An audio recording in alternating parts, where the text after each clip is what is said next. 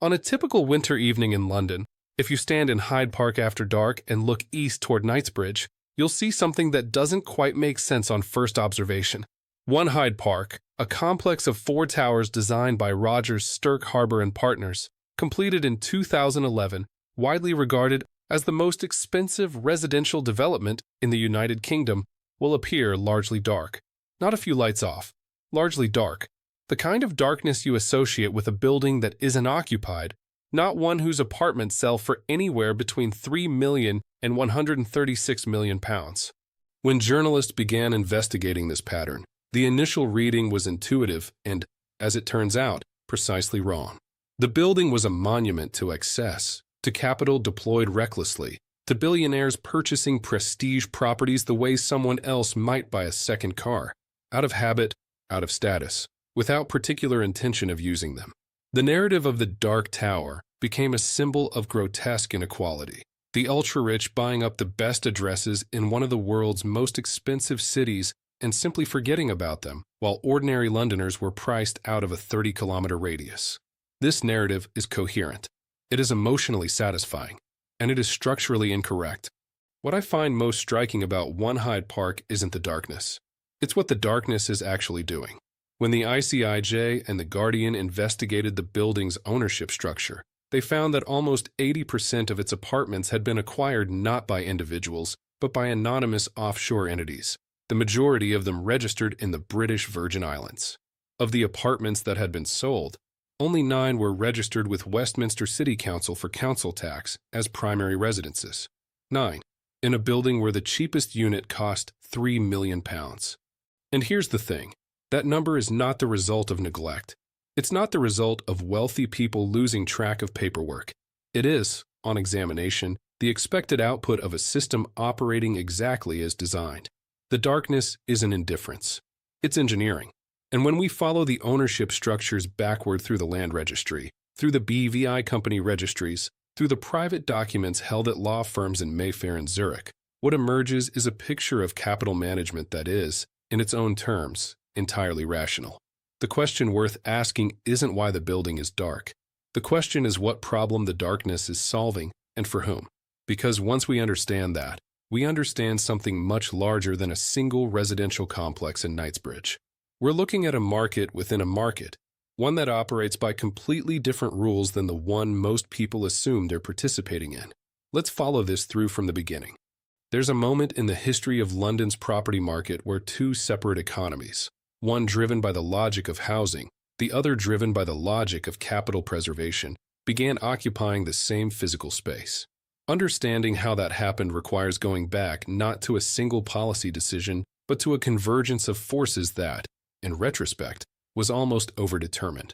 The context is the decade following the deregulation of British financial markets in 1986, what came to be known as the Big Bang. That reform opened the City of London to global capital flows on an unprecedented scale, and it established a regulatory disposition that would define London's relationship with international money for the next 4 decades. Competitive openness as a strategic posture. The implicit bargain was that London would attract global financial activity by making itself maximally accommodating to capital, to structures, to questions it did not ask. What that created, almost immediately, was what Nicholas Shaxson documented in Treasure Islands, a city of London that was, in operational terms, already functioning as an offshore center long before the term became common. The Bank of England's posture toward foreign capital operating through London was characterized, in Shaxson's phrase, by a see-no-evil offshore ethic, and that wasn't negligence. It was a deliberate competitive advantage. The attitude of British regulatory authorities in that era was that capital flowing through London, regardless of its origin or structure, was to be welcomed rather than interrogated. That posture was codified into practice, and practice became culture, and culture became the baseline expectation against which London competed for global financial business. Then, in 1991, the Soviet Union dissolved. What that produced, for the purposes of understanding the London property market, was the largest single mobilization of post-communist capital in modern history. Over the following decade, newly privatized resource extraction in Russia, Ukraine, Kazakhstan, and Azerbaijan generated fortunes of a scale and speed that had no historical precedent. The problem these fortunes shared was structural. They were enormous, they were politically exposed, and they existed in jurisdictions where property rights were, at best, contingent on political relationships. An oligarch who had acquired his fortune through proximity to state power in 1995 had no guarantee that a change in political alignment would not render that fortune vulnerable in 2005, or 2010, or tomorrow. What they needed wasn't returns. They needed safety. And London, by the mid-1990s, was offering exactly that combination. Common law property rights with centuries of judicial precedent, a banking sector that understood discretion, a time zone that bridged Moscow and New York, and, crucially, a regulatory framework that had been deliberately calibrated not to inquire too deeply into the provenance of the capital it attracted.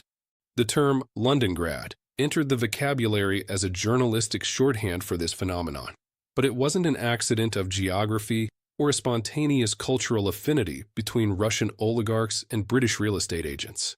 It was the predictable output of a policy environment that had been calibrated over decades to attract exactly this kind of capital. As Oliver Bullough documented in Moneyland, the fundamental dynamic of this system is captured in a single observation. The rich live globally. The rest of us have borders. London's property market became infrastructure for that asymmetry, a place where capital could exist, protected by the most reliable legal system in the world, without requiring the physical presence of its owner, and without requiring that owner to be publicly identified. What accelerated this process through the 2000s was the maturation of a professional service infrastructure built specifically to connect politically exposed capital in post-Soviet jurisdictions with the London property market. Private wealth management offices in Geneva and Zurich, law firms in Mayfair with deep experience in offshore structures, accountancy practices fluent in both English common law and the corporate registries of the Crown dependencies. All of these intermediaries are what Oliver Bullough calls enablers, and their economic model depends entirely on the continued willingness of the City of London and its satellite jurisdictions to accept the capital they process. The system is not purely a matter of individual oligarchs making individual choices. It is an industry with a supply chain, with recurring revenues, and with a very specific incentive to maintain the conditions that make it profitable. Understanding that incentive is essential to understanding why the system is so resistant to reform. The result was a bifurcation of the London property market that has never been formally named as such, but is structurally undeniable. On one side, a housing market, where Londoners buy and rent property based on incomes, mortgages, and proximity to work and schools. On the other, a store of value market, where capital from politically exposed jurisdictions acquires real estate not for occupancy, not for yield, but for the specific combination of legal security and obscurity that London's property market uniquely offers. What's remarkable here is that these two markets share the same physical inventory, the same square meters of Knightsbridge, the same streets of Westminster, the same tower on the edge of Hyde Park. And when a market segment is being priced by the logic of capital preservation rather than the logic of habitation, it doesn't reach a different equilibrium. It reaches a higher one. That premium becomes the floor for everyone else. According to data compiled by Transparency International UK, by the mid-2010s, more than 100,000 properties in England and Wales were registered to companies based in offshore secrecy jurisdictions, with the largest concentrations in Westminster and Kensington and Chelsea. 100,000 properties. That number means this is not an anomaly. It is a structural feature of the market. But the existence of the structure is only the first layer. The more interesting question is mechanics. How, specifically, does a very wealthy person with a politically exposed fortune in Moscow or Almaty or Kiev manage to purchase an apartment in Knightsbridge in a way that leaves no public record of their name? The mechanism is more precise and more elegant than most reporting on this subject acknowledges. The instrument at the center of this system is not particularly exotic. It's a limited liability company registered in the British Virgin Islands, operated by a nominee director. But the specific combination of protections this instrument provides, and the way those protections stack against each other, is genuinely unusual. No other single vehicle offers the same package with the same compactness. Here is how the mechanism actually works, At the operational level, a high net worth individual with significant politically exposed wealth does not appear in any document related to his Knightsbridge apartment.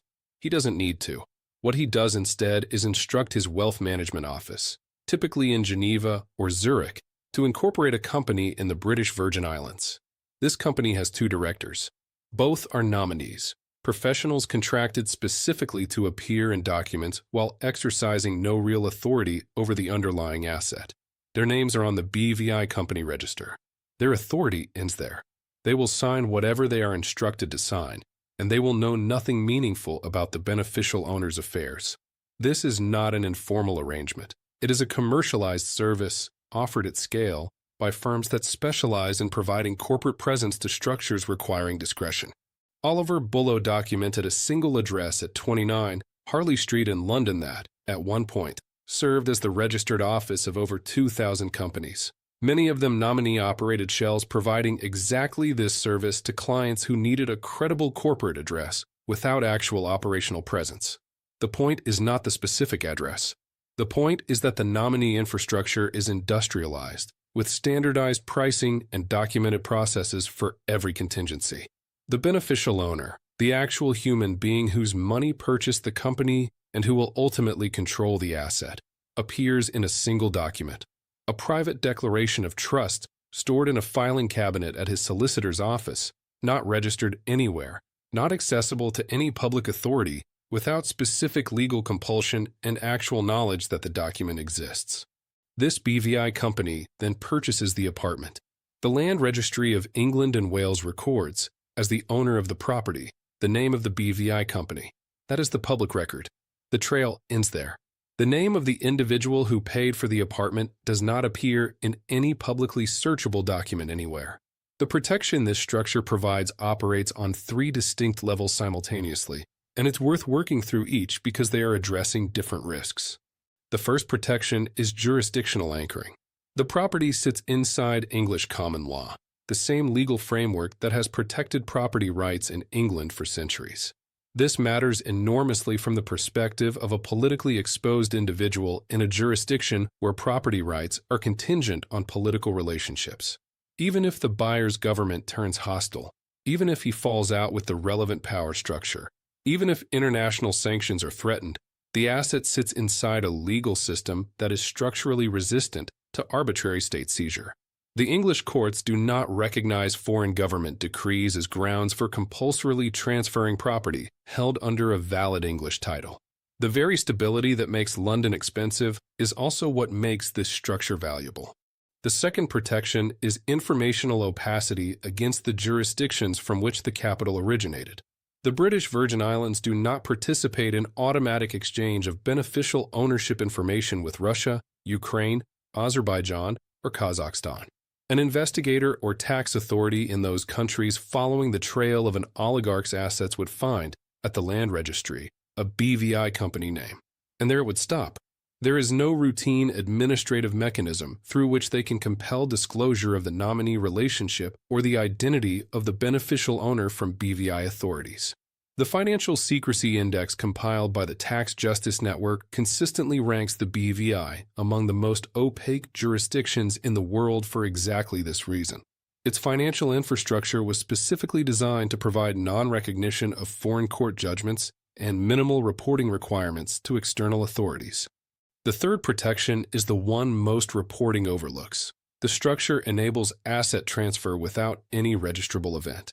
If the beneficial owner of this apartment wishes to sell, to transfer this asset to another party, to restructure it in response to a change in circumstances, he does not need to sell the property.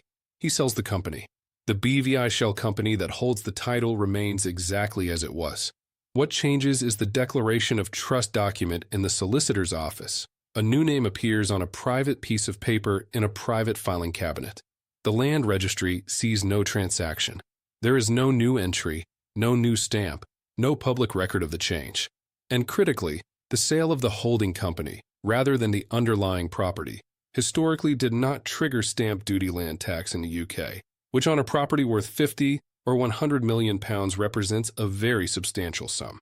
The engineering is elegant. The asset is technically immovable but functionally liquid. As Oliver Bullough describes in Moneyland, the offshore structure is used to repackage what happens elsewhere, to change the form of a transaction without changing its substance. A change of beneficial owner of a Knightsbridge apartment, executed through the transfer of a BVI shell company, is a transaction that happens everywhere and nowhere simultaneously. In the BVI, in a law firm's cabinet, in the practical reality of who controls the asset, but not, crucially, in any public register. And this brings us back to the darkness.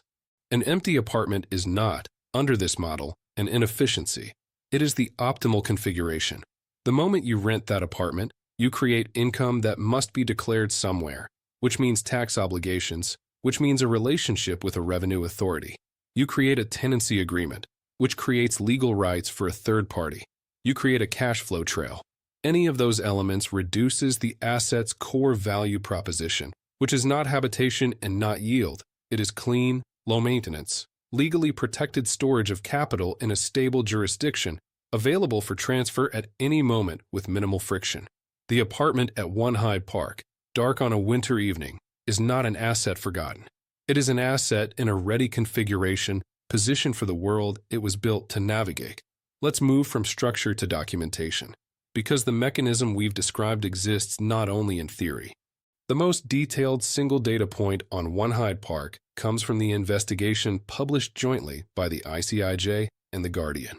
Investigators cross-referenced land registry data with the ICIJ's offshore database and found that almost 80% of the building's apartments had been purchased through anonymous offshore entities, the majority registered in the British Virgin Islands. Westminster City Council confirmed that only a handful of units were registered for council tax as primary residences. The rest were either recorded as vacant or held by companies for which no responsible individual was publicly accessible. Among the ownership structures investigators were able to partially trace were entities linked to figures connected to the governments of Azerbaijan, Kazakhstan, and Ukraine. No criminal activity was established in any case. The structures were legal. What was being documented was not wrongdoing. It was design. One Hyde Park, the most expensive residential development per square meter in Europe at the time of its completion, was functioning, in aggregate, as something almost entirely unrelated to housing. The Panama Papers, published by the ICIJ in April 2016, added national scale to what the One Hyde Park investigation had shown in granular detail. The leak from Panamanian law firm Mossack Fonseca exposed the inner workings of more than 200,000 offshore entities. Among the patterns that emerged across the UK data was a concentration of properties in England and Wales, particularly in Westminster and Kensington, held by companies whose beneficial owners appeared in the Mossack Fonseca documents. Cross-referencing those documents with UK land registry records revealed offshore companies linked to officials and business figures from Russia, Ukraine, and Kazakhstan as proprietors of high-value residential property in exactly the postcodes the model would predict. The structures were, in every examined case, variations on the same template: BVI shell company, nominee directors, no public beneficial owner, no public transaction history. No individual crimes were established. The system was operating within the law as written. The Panama Papers prompted a legislative response. The Economic Crime, Transparency and Enforcement Act of 2022, passed in the aftermath of Russia's invasion of Ukraine, created the Register of Overseas Entities, the first UK law to require foreign companies owning UK property to publicly declare their beneficial owners. The compliance deadline was January 2023. It was described as a transparency breakthrough. Transparency International UK analyzed the register and published their findings. What they found is documented in their report through the keyhole. Almost half of the roughly 32,000 companies required to declare their ownership had failed to do so in any traceable way. Approximately 14,500 offshore companies identified in land registry records as property owners simply could not be matched to any entry in the new register. Of the companies that had filed, 12% claimed to have no beneficial owners at all, a declaration that, as TI noted, functions as a structural loophole, allowing companies to satisfy the formal requirement while providing investigators with nothing of operational value. The result, in their count, Approximately 52,000 UK properties remained effectively anonymous despite a law specifically designed to end that anonymity. The system had encountered a new regulation and adapted, not by dismantling itself, but by doing what sophisticated legal structures do when confronted with disclosure requirements, meeting the minimum formal threshold while preserving the substance of the arrangement. The same lawyers and fiduciaries who architected the original structures were available to advise on regulatory response. The filing says something. The filing says almost nothing verifiable. The gap between those two states is exactly large enough to preserve the utility of the structure. 3 cases, 3 moments of documentary evidence. 1 building, 1 national investigation, 1 failed register. In all 3, the pattern is the same. The structure responds to regulatory pressure before the regulation fully takes effect, and the response is designed by the same industry that built the structure in the first place. Before we look at what this means at a systemic level, what it does to the price of a flat in Kensington for someone who doesn't have access to a BVI shell company, a word from our sponsor. Back to London.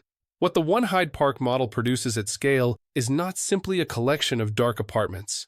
It is a distortion in the mechanism by which prices are formed across one of the world's most densely populated and expensive cities. Here is the distortion, stated precisely. When a meaningful share of prime residential inventory in a market is priced by a different logic than the rest of the market, the reference price for the entire market shifts. A buyer purchasing a Kensington apartment as a store of value, protected by English common law, structured for opacity, transferable without a registrable transaction, is not competing with other Kensington buyers on the same terms. He is, in a meaningful sense, not participating in the housing market at all. He is placing capital in an alternative asset class that happens to take the physical form of an apartment. The premium he pays over what an occupancy-driven buyer would offer is the price of the jurisdictional infrastructure, the opacity, the legal architecture. That premium is not irrational to him. It is precisely what he's paying for. But that premium becomes the price. And that price becomes the benchmark for the apartment next door, which is sold to someone who intends to live there, who is competing in a market whose floor has been set by considerations entirely external to their own financial reality. The consequence is precise and rarely articulated in quite these terms.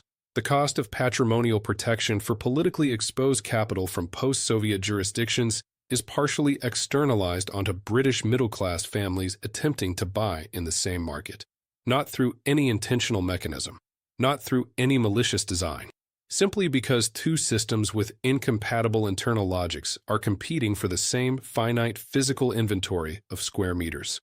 The World Inequality Report of 2022 documented that the top 1% of global wealth holders own approximately 38% of total household wealth, and that within the top decile, the share held in financial and real assets as opposed to housing actually inhabited is significantly higher than for the rest of the distribution. What the London property market reveals, at street level, is the physical infrastructure of that asymmetry. Capital that doesn't need to generate returns competing for space with capital that does, and the market clearing price reflecting the least price-sensitive participant. There is also what might be called a regulatory paradox that runs through every case we've examined. Each new transparency measure produces, almost immediately, a response designed by the same expertise that built the original opacity. The Robe Register was meant to end anonymous property ownership. It produced a register in which almost half the relevant entities couldn't be identified. The Economic Crime Act was meant to create accountability. It created a filing requirement that sophisticated structures could satisfy formally while preserving their substance. The industry that profits from opacity also happens to be the industry consulted on how to design transparency regimes. That is not a conspiracy, it's an incentive structure. And if we're looking at this analytically, the result follows logically from the inputs. We return, at the end of this, to One Hyde Park at 11 o'clock on a winter evening. 80-odd apartments, a handful of windows lit. What we're looking at is not a failure of market function. It is a success of market function, of a market whose purpose is not what its name implies. The London residential property market, as it operates in its highest value segments, is simultaneously 2 entirely different things. A housing market for the people who live in it, and a global store of value infrastructure for capital that needs a stable jurisdiction, a defensible legal framework, and a mechanism for moving without trace. The engineering that makes this possible, the BVI company, the nominee director, the private declaration of trust, the transfer of the holding entity rather than the underlying property, is not an exploit of a broken system. It is an output of a system that was built over decades with exactly this kind of flexibility in mind. A system whose offshore architecture predates the Soviet Union's collapse and was already operational as a competitive financial infrastructure when that capital first began to move westward. The question this raises is not technical. It's much older than the BVI or the Land Registry or the Economic Crime Act of 2022. The right of property, the right to own, to hold, to transfer, was built over centuries of common law as a protection of the individual against the arbitrary power of the state. It is, in many respects, the foundational legal concept of the liberal tradition. Property rights are the floor on which everything else rests. But the entity that holds the apartment in Knightsbridge is not an individual. It is an anonymous company registered in a British overseas territory with no public beneficial owner, operated by professional nominees with no real authority, whose ultimate controller exists only in a private document that no public authority has the automatic right to see. The property right protects the structure. The structure is empty. The owner is elsewhere. And what exactly does the right of property mean? What was it designed to protect when it is exercised not by someone who inhabits, works, or invests in a place, but by a series of legal instruments whose sole operational purpose is to keep capital safe from scrutiny while its owner exists entirely comfortably, somewhere else entirely? That is the question the dark windows of One Hyde Park are asking, every night, without answer.